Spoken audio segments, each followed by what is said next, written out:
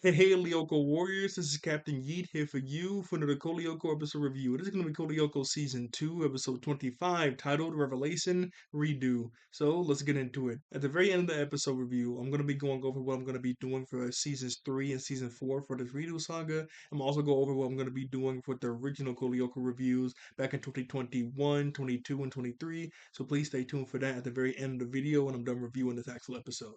So let's get into the actual episode I'm going to be reviewing.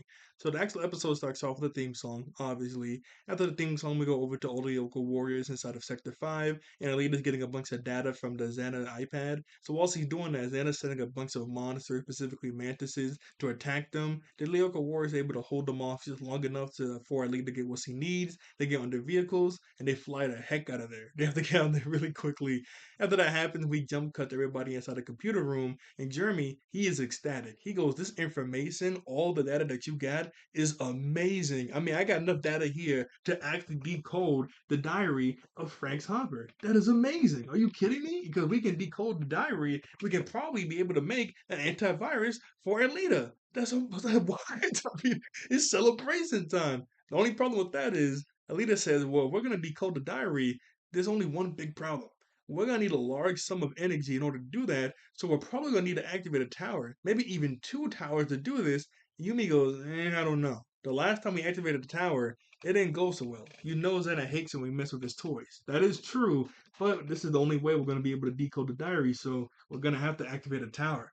Odd says he's really hungry, so he wants to get out of here. Jeremy tells him to go ahead to go to the cafeteria and eat, so we'll just do the really big miss and decode the diary when you guys get back. And he tells Odd that he can have his serving. So whenever we get to the cafeteria, Odd tells the lunch lady, like, hey, Jeremy's not gonna be here, so I can have his food. So he puts an extra scoop up there, and she goes, "Ah, you eat so much, but how are you so scrawny?" He hates that, so he gets kind of mad.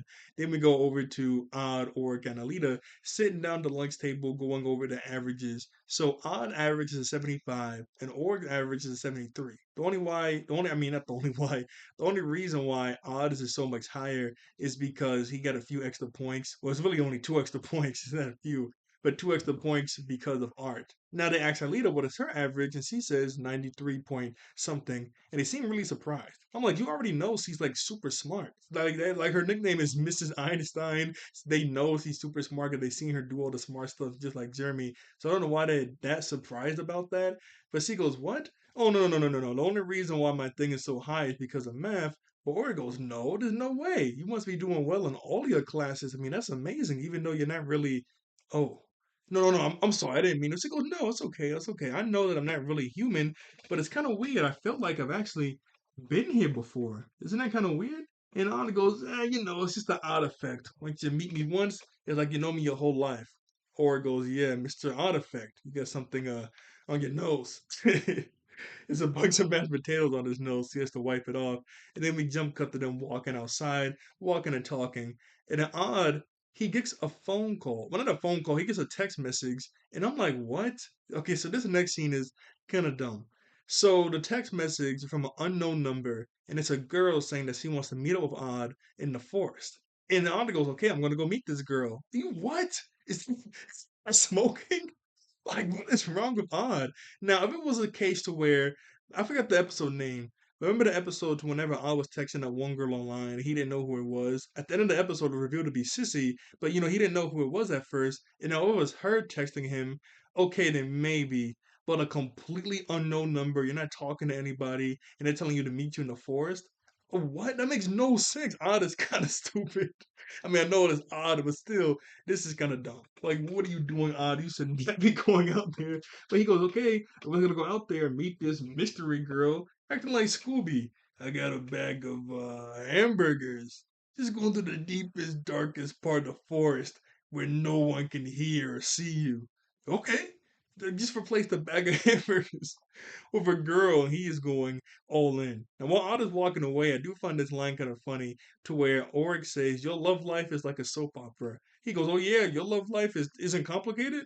And in my mind, I'm like, not really. I mean, it's just one girl, one boy, just him and Yumi. I mean, yeah, it's a tiny bit complicated because, it's a will they, won't they argue, Williams in the mix, but it's still just 1-1. Odd is like, over here, over there, like, it's just, It's just everywhere. It's just everywhere. We go over to Jeremy, just type on the computer, and then Xana activates the tower. So he calls Oric. Oric tells Alita to call Yumi while he's going to text Odd. We do go over to Odd, and he's inside the forest looking around for his mystery girl, and there's nobody there. He gets the text message from Oric saying, like, SOS Xana. He goes, what, Xana? Right now? No, no, not right now. Like, I'm trying to meet my girl. But then we see a Xana Spectre pop up behind him. Odd turns around, there's nothing there. And that keeps happening. Odd is like, what's that noise? What's going on? And the Xana Spectre is eventually able to jump up on Odd, attack him, and then we jump cut away over to the computer lab. So whenever everybody pops up in the computer lab, Jeremy's like, huh? Where's Odd? Or it goes, hey, he's meeting some mystery girl. Of a girl? Well, who is it? Mystery girls don't leave their names. Whatever. Look, he's just gonna have to show up later, I guess. So go ahead into the, the scanner room, and so they leave. I do like the scene whenever they do pop into the factory inside the computer room because they're all inside the elevator together. I mean, that's obvious they're inside the elevator together. I just, it's a team shot basically. I just love team shots. Anytime there's like a shot like this, two or more characters standing together, I'm like, ooh, that's nice. I like that. I love team shots like that. I just gotta show them off. And whenever they leave, it's the exact same thing. But Lita's like waving bye to Jeremy. I love that. Jeremy does try to call on before they're eventually able to get into Lyoko, and there's no answer. We do pan over to his phone in the forest, and his phone is just laying down on a random dirt road. Nobody there.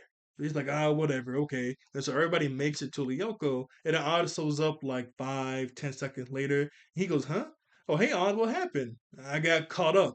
And he goes into the scanner, but when he gets scanned, there's an exclamation point over it. There's some sort of bug, and Jeremy starts freaking out. Odd makes it into Lyoko. He goes, I'm fine, Jeremy, I'm here. He goes, yeah, I know, but, there was some sort of bug. I'm fine.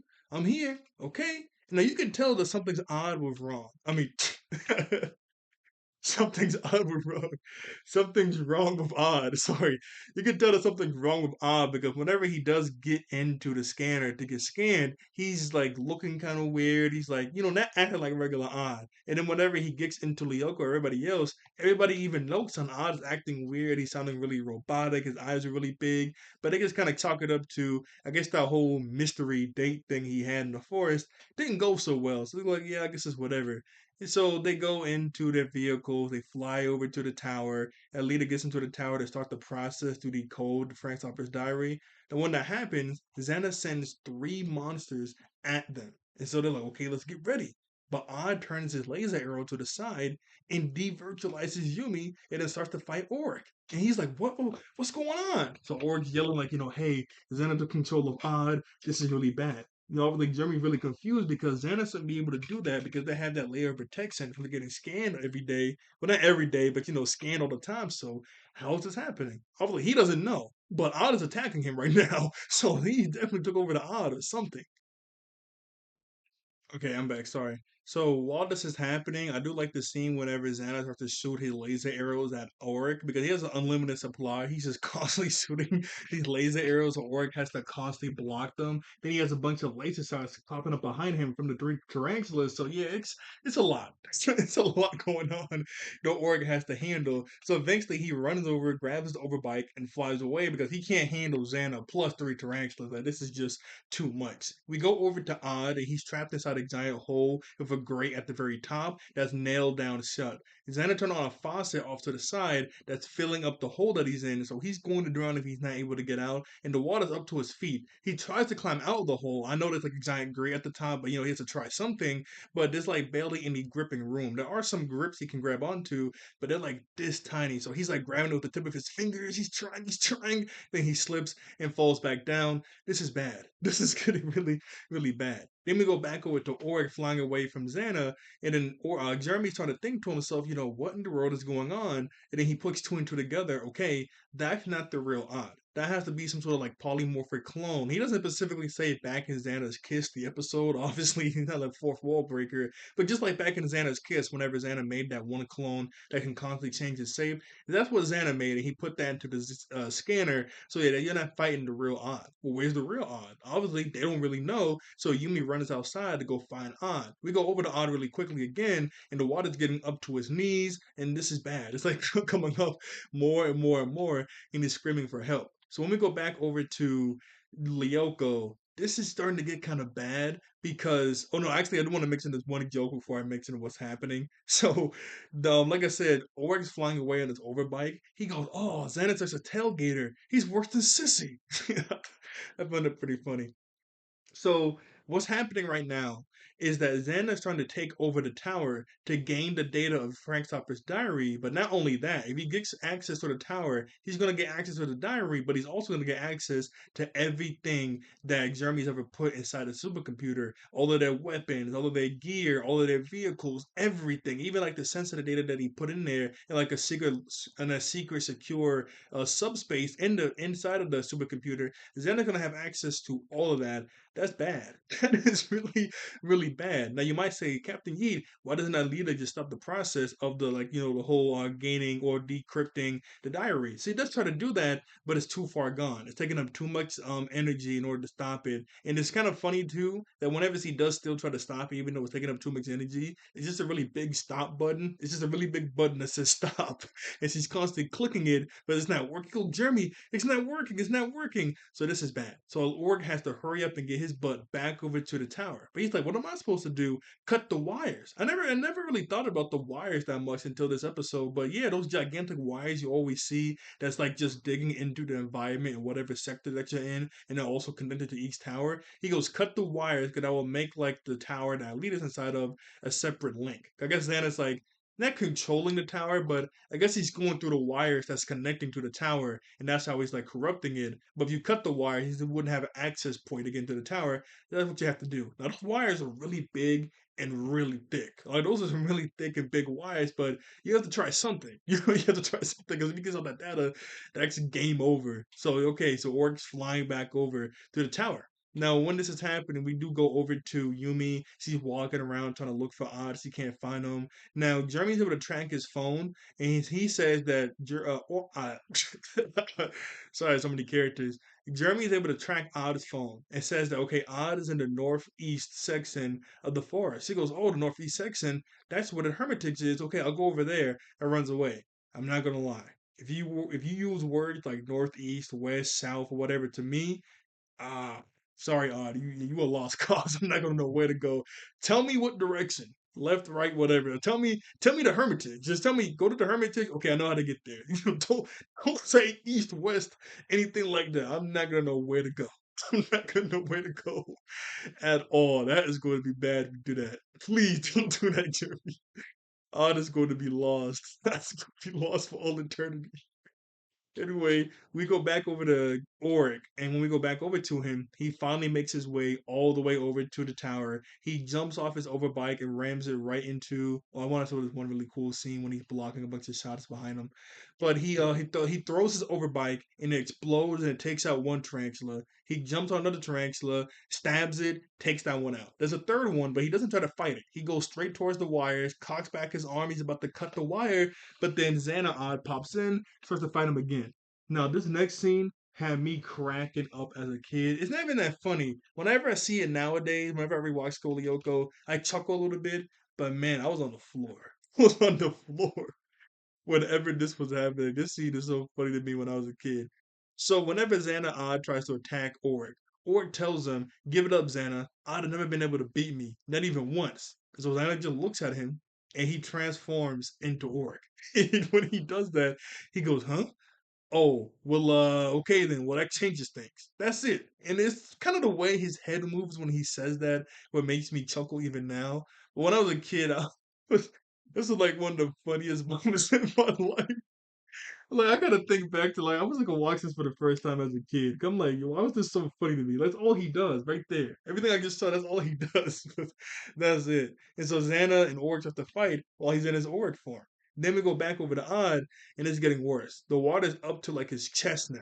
Yumi is able to find his phone, but obviously his phone is just dixed off to the side. Xana didn't have his phone right next to Odd because he knows Jeremy will be able to track it. And so Yumi's looking around like, oh no, where could Odd be? And she starts to run around. I'm like, well, you did say that it's near the Hermitage. You might as well just go to the Hermitage, right? But no, see, I mean, she doesn't. Well, she does go to the Hermitage later on, but in this moment, she just kind of walking around, looking around like, where could he be? I don't know. Where could he be?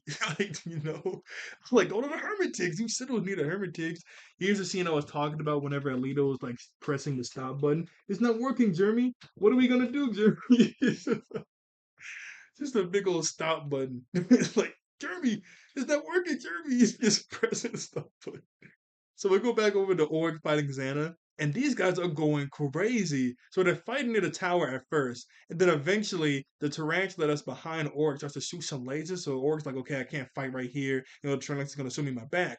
And so then Org starts to use super sprint and run like down like a little linear path over to a big wide open area. But while he's running on the linear path, Xana's constantly swinging at him. He has to jump, run, jump, clash with him. Like these guys are going crazy, man. Like Xana really wants to take control of that tower. And obviously Oric really doesn't want him to do that. So these guys are just going everything. And then whenever they're fighting in the wide open space, it's really cool because Xana would jump on a wire and Org would jump on top of a rock and they'll both fly towards each other midair. Now sometimes whenever they're flying towards each other midair, they'll like clash one time and then land back on the ground. And then other times they'll like jump midair and they'll like do multiple classes. Like they're like fighting all the way down sky high, like fighting like they'll fight class, and then land on the ground, and then they'll just do that again. Like just keep this fight was so cool as a kid. Like, are you kidding me? These guys were going crazy. These guys were going crazy, man. I love it, man. I love it. I thought it was going to be a scene during this fight scene to whenever they were like, constantly jumping on the ground and fighting each other in this big wide open space. Remember that one episode whenever Org had to use super sprint like super hard and he like cracked the ground under him? I thought it was going to be seen where like they both crack the ground where they are, do like a huge mega clash and make a shockwave. That doesn't happen, but that would have been kind of cool. It made like a shockwave. And I'm like, this is an anime, Captain Yi. I know, but that still would have been kind of cool, to see that. It would be really cool. But yeah, these guys are just going crazy while they're fighting. We go back over to Odd, and the water's up to his neck now. This is getting bad. This is getting really, really bad. We go back over to Orc fighting Xana, and Xana's able to disarm Orc and take his sword, so now Orc's at a huge disadvantage. Now Yumi's able to finally make her way over to the Hermitage because she's like walking around. She turns around, she goes, and it's the Hermitage. I'm like, you should have just went there in the first place, but she finally walks over there. We go back over to Oric, and he's finally able to defeat Xana in a pretty cool way. So Xana runs over to him, swings when the sword is down to cut Oric. Oric's able to catch it, spin the sword around, and then stab him through the chest. I'm like, okay, that was dope. That was really cool. I know Xana was fuming though. What? He can do that? What? That was cool though. I should use that move on him next time. That was so cool. Catching the sword and then flipping around. What makes it even cooler is that whenever he flips it around to stab Xana, he doesn't flip it around and grab the hilt and stab him. He's still holding the sword on the sharp part. See? He grabs it on the sharp part and then he spins it around while holding it on the sharp part. I'm like, okay, sharp hook. So I'm saying that I'm kind of saying it in a weird way, sharp hook. But that's really cool. Still holding it on. Oh, the blade. I can just say the blade. I'm just stupid. Hold on the blade part. So he puts his sword in his sheath, runs back over to the tower. He goes to cut the wire, but then a tarantula that's still there shoots him in his back. I was so mad as a kid. Like, what are you doing, Oric? How did you not know the tarantula was still there? Even I knew it was still there. Now, to give him some slack, he is going through a lot. I mean, he constantly has Jeremy yelling in his ear to hurry up. Xana's going to take over the tower. He's fighting Xana tooth and nail. So maybe that last tarantula just kind of slipped his mind. Or maybe he thought that he'd be able to cut the wire before the tarantula shot him. Maybe I don't know, but still, it's like, oh, come on, Org. Like, you were right there. Right there, man. What are you doing? What are you doing? Uh, anyway, eventually Yumi goes over to the Hermitage. She's walking around. She can't find Odd.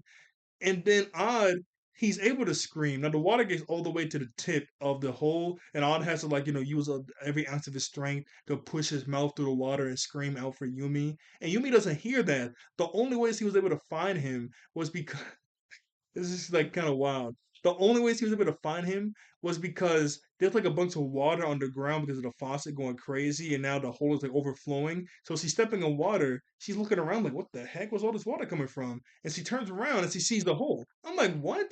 When we get a wide shot of where Yumi was and where the hole was, you can see that the hole isn't that far away from Yumi. So she still be able to hear him yell, but she wasn't able to for some reason. I don't know why. But she eventually she's able to go over to the grave. She grabs it and she's pulling it so hard to where we see like veins popping out of her head and her neck. I mean, obviously, like her friend is like about to die. He's about to drown, so she has to try as hard as she can. But it was just kind of cool just to see the veins like popping out of her head and her neck. That's why she's trying so hard. Eventually, she's able to finally rip it all the way off because there's like this one nail that's like getting unscrewed because of all the water. He's able to rip it off, and all cracks a joke. It's like as soon as he gets out, he goes, "Whew, a girl never let. I mean, a girl never had me waiting that long." I'm like, "Okay, I almost drowned." I'm not cracking a joke about that till like maybe tomorrow, maybe like a month, or maybe like I don't know, an hour, and not in the moment, like and not in like 2 seconds after I get out, like two seconds after he gets out the water. Whoo, cracked a joke. No, no, I'm not cracking a joke instantly, man. I'm huffing and puffing. I'm like walking home or something. Like that's kind of ridiculous. Now, the whole tower situation, the tower starts to get taken over by Xana. But then out of nowhere, the tower turns from red to white. It's Frank's Hopper. Frank's Hopper takes over the tower, makes the process of decoding his diary go full speed, and kicks Xana out of the tower. The Tarantula walks away really mad, and obviously everybody's really surprised, like, what? Frank's Hopper? No way, this is amazing. I can't believe Frank's Hopper came here, like, did this. So now they're able to decode his whole diary, and they're able to read everything. Frank's Hopper for the win. Goat Hopper. Goper. No, no, not Goper. I don't like Goper from Scotland. I know you would think Goper, but Goat Hopper. He was able to take over the tower. There is this one really cool scene to where whenever he's taking over the tower, we see like a really big flash of light in the computer room, and we see the shadow of Jeremy's chair and the shadow of Oric like encapsulate the whole wall behind him. It's a really cool scene. I can't find it though. I gotta find it. Hey, literally as soon as I paused the video, the scene popped up on my screen. 'Cause I was just letting the episode play out. The scene popped out on my screen literally as soon as I paused the video. I feel so dumb. But here's the scene I was talking about. Oh, I feel so dumb, man. As soon as I paused it to go look for it, boom. Anyway, after that happened, we jump cut over to all the Lyoko warriors inside of Jeremy's room. So when they're inside the room, Jeremy says, I went through the diary, and as we know, Frank Hopper is the one that made Lyoko, and he's also the one that made Xana. And whenever he virtualized himself on Lyoko for the very first time, he became a prisoner of Xana. Everybody like, okay, yeah, that's the general information. We know that, but what else? Also in the notes, it said that he had a daughter, a little girl. They're like, what? No way. He had a little girl. What happened to her? Like, is she still alive in regular life? Or did she become a prisoner? No, no. They at first they asked, is she still alive? And then he says, not exactly. Specifically, it says here in the notes that he virtualized her at the same time as he did. So they both went to Lyoko at the exact same time. They're like, oh, okay, so she must be a prisoner of Xana. No, she still should be on Lyoko, technically. And when he says this, everybody kind of looks at Aelita because they're kind of putting two and two together, like, oh, Aelita must be the daughter. Now that doesn't click in Alita's head at first. Alita starts to spaz out, and I remember as a kid I did laugh at this scene too a little bit. The only reason why I laughed was because how hard Alita was spazzing. Now I do understand in the context of why she was spazzing, because Alita starts to scream and yell that what? No, no, no, there's no way Alita, I mean, sorry, not Alita. There's no way Frank Hopper had a daughter on Lyoko because if he did, I would know. I would have seen her. I would have helped her because, she's thinking like there's no way he had a daughter on Lyoko because I would have been able to help the little girl. I would have been able to find her and keep her safe. Like because in her mind, well, they're not trying to blame her. Like oh, you didn't help this girl for all these years, but like oh, there was someone else on the Yoko getting chased by these monsters and stuff. Like I would have been able to help them. And then Jeremy just has a straight face and looks right at Alita, and Alita stops screaming and then she kind of clicks in her mind what we're thinking too that you're Frank Hopper's daughter. You're actually a human. You weren't actually a digital being like we all thought. And then at the end of the episode, we get the credits. I cannot imagine the fandom back in the day, like this when this episode came out week to week. Up there. I could not imagine the fan. I would have loved to be in the fandom. There was probably a ton of theories going on during the fandom back then. I couldn't imagine. Like this would have been so dope. It would have been so dope. like the realization, people like, yeah, see, I was right. She is the daughter of Frank Hopper. People being surprised, obviously, like what? That's like the Toya reveal for My Hero. Oh my goodness, I remember when that was revealed. I mean, there were so many theories about Toya being Dabi, and it kind of seemed obvious, but still, that chapter when it first came out, he like put that hair dye stuff on his hair, like make his hair white. Well, no, it wasn't hair dye. He like bleached his hair because he made it black, but his hair's supposed to be white. And like, hey, I'm Toya Dad. What? Like, it was like one of the most obvious reveals, but it was still like crazy. Like, what? Oh my goodness! Like, this is wild. And I remember I read the manga. One of my other friends do too. And he kept trying to spoil it for this other friend of ours, which is so annoying. Like he didn't outright say it, but I remember he kept saying like, "It'd be crazy? What if what if Todoroki's older brother had a crazy powerful fire quirk, or what if Dabi had a brother too? Like he kept trying to like insinuate it. Like so I'm like, yo, stop doing that. Especially more around my other friend. But sorry, let's get back to CodeLyoko. But that's the end of the episode. So I'm gonna pause the video because now we're done with the episode. I'm gonna show some gameplay of something. I'm gonna talk about what I'm gonna be doing for the rest of these redos and also my original. Sorry about that. I am gonna do that. I'm still gonna show some gameplay of something while I talk. But here's a scene of Alita like spazzing whenever she was thinking like, I would have helped her. I would have been able to see her or something. You know, I cracked up a tiny bit, but I didn't laugh the whole time. Okay, so this video is made by Gamers Little Playground of all the cutscenes. It's like Cooper's the Thieves of Time. I'll put the video link in the pinned comment. This is made by Gamers Little Playground. This is not my gameplay. So with my original reviews of CodeLyoko, I know I'm doing the whole thing now where I don't show my face. I've been trying to blur the stuff out. It's kind of hard to do that. That's why I'm doing these reviews. I might have to redo season one and half of season two again.